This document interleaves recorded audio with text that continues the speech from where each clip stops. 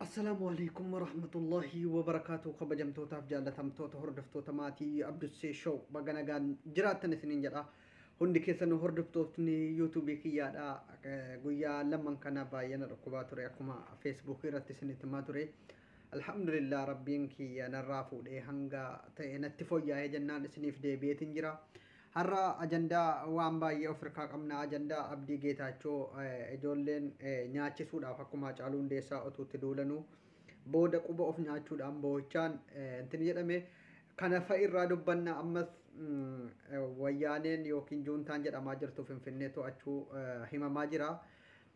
Finfinnee jala geessee Abiyyillee kara Eertiraa ilmaansaa ergee jira jedhamaa jira akkamma odeeffannoon nu qaqqabaa jiruuni. Kana attaansuudhaan ammas Abiyyi Ahmad warra dhufee Finfinnee baqate haala ittiin lolu waan hin qabneef xiyyaaraan Maqalee rukutaa jira kan jedhu odeeffannoon bahaa jira jechuudha. Wanta kanarraa isiniif dubbannaa wanti haaraan tokko tokkos nu qaqqabaa jira waan ta'eef gurbaa akka Itoophiyaatti dheerinaan sadarkaa tokkoffaa qabate tokkos argannee jirra jechuudha. Intin irratti akka guutuu Itoophiyaatti wanti kun otuu biyya guddate taateedha. Akka inni bakka guddaa gahu yookiin tawadaadaree kana fa'irraa dubbanna isiniin jedha kabajamtootaaf jaalatamtoota hordoftoota kiyyaadha. Warri maatii kan koonaaf hin ta'in Dr. Abdussee abbaa jaalalaatiif abbaa fiqirii hundi keessanuu subscribe godhaati like gochuudhaan nu hordofaa isiniin jenna. Tokkoffaa irratti waa'ee Abdii Geetaachoo irraan jalqaba jechuudha. Yeroo baay'ee Abdii Geetaachoo kana irratti qoosuudhaan waan adda addaa irratti haasofna.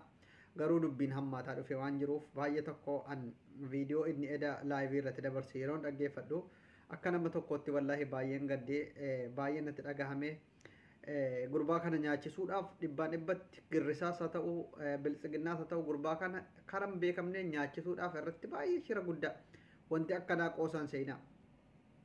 Afuurri nama miidiyaa kana irratti nama irratti gaafa heddummaataa dhaqe haala hin beekamne namni kun erga nyaatamee booda abbaan barbaade nyaatu.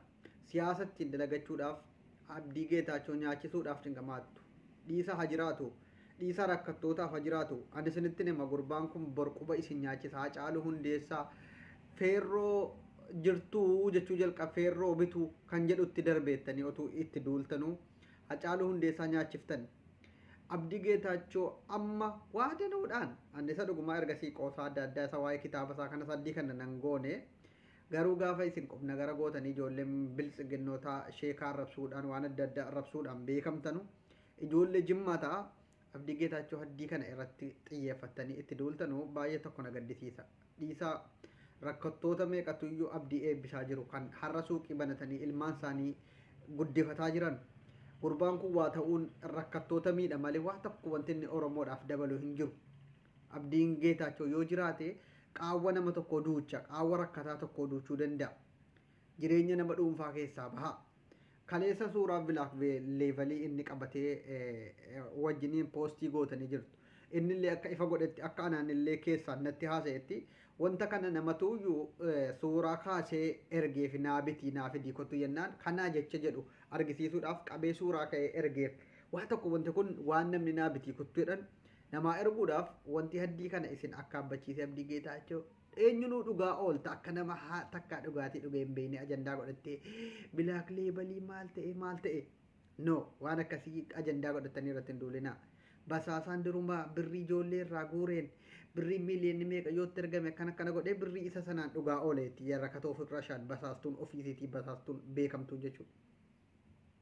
Kan akka keeruu maalii jettan uummataa dhagaasan Abdii Geetaachoo irraa hin buutanu taanaan tarkaanfii hin beekamne isin irratti fudhatamu utuu isin abdii nyaachisuudha jettan jechuudha. Kanaafuu Abdii Geetaachoo irraa dhaabbadhaa isiniin jechuu barbaada. Gurbaan jireenya dhuunfaa isaa haa jiraatu akka barbaade haa ta'u garuu rakkataadhaaf dhaabbachuu isaa hanga hin dhaabinitti.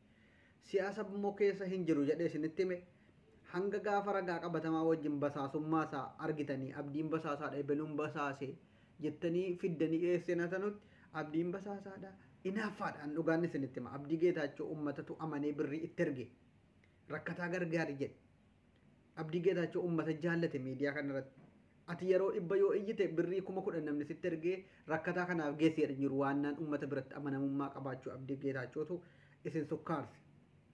Kana waan akkana dhiisaa isiniin jedha kanatti aansuudhaan immoo waa'ee juuntaati. Abiyyi Ahmad baqatee ilmaan isaatii fi karaa Eertiraa ergee jira jedhamaa jira. Wanti kun qabatamaa ta'uu dhabuu ammallee waan qulqulleeffatamete garuu odeeffannoon kun dhugaadha. Maaliif Shawaa Roobit jechuun akkuma isin beektan Finfinnee irraa kiiloomeetira 300 yookiin kiiloomeetira 200 asis waan fagaattu malee haddii kana waan fagoo miti jechuudha. Shawaa Roobit jechuun Oromiyaa keessa. Dhufanii achi dhiyee qabatanii jiru. Abiyyi Ahmad yeroo kana maal godhaa jira? Waan jaraan humna jala dhaabbatee jaraan walta gaafatu warra hidhatee jiru waan wal loluu hin dandeenyeef haaloo bahannaa yookiin hangam badutti jechuudhaan Maqaleetti humna xiyyaaraatiin magaalattii barbadeessuudhaaf waraana ajajee jira jechuudha.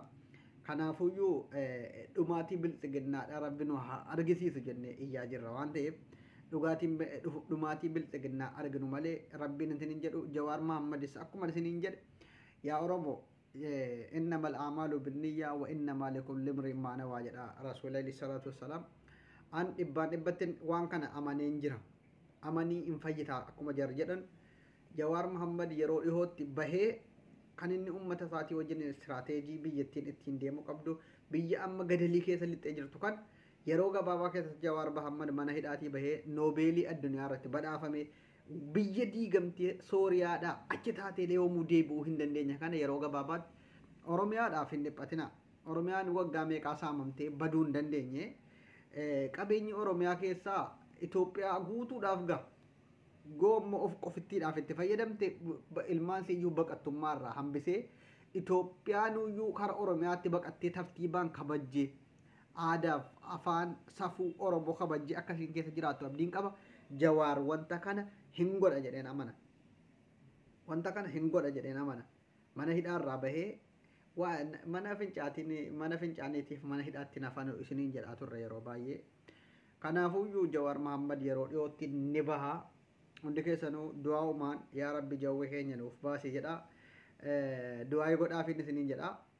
Waan ajaa'ibaati gurbaan tokko Oromiyaa keessaa dhaabaan meetira 2 seentimeetira 24 nama dheeratu jechuudha. Hanga dhaaba abdussee tokko argannee jirra waan ta'eef jajjabeeffannee akka inni warra dhedheerota addunyaa irratti galmaa'an utuu biyya adda addaatii barnamni yookiin funyaan dheeraa qabu amma fakkeenyaaf hanatuun funyaan kanaan tawaadaaddaree sadarkaa addunyaatti sadaffaallee bahuu hin danda'a jechuudha yoon tokko fa'aa boo dadhabe. Arraba dheeraa qabaachuudhaan naara dheeraa qabaachuudhaan addunyaa irratti doolaarri akkanatti rikardii addunyaa warra rikoord jedhamee galmeeffamee fi achirraa badhaasni kennamaaf jechuudha. Nuti waan biyya hiyyeetti taaneedhaaf waan baay'ee qabna. Nama waggaa baay'ee jiraatee utuu intinii irratti hin galmaahin du'ee badee danuu qabna. Kanaafuyyuu odeeffannoon keenya har'aa kana fakkaata isiniin jedha. Waa'ee Abdii Geetaachoo itti yaadaa irraa dhaabbadhaa galatoomaa laayik gochuudhaan mee har'a laayikii 2000 godhaatiin na gammachiisaa galatoomaa.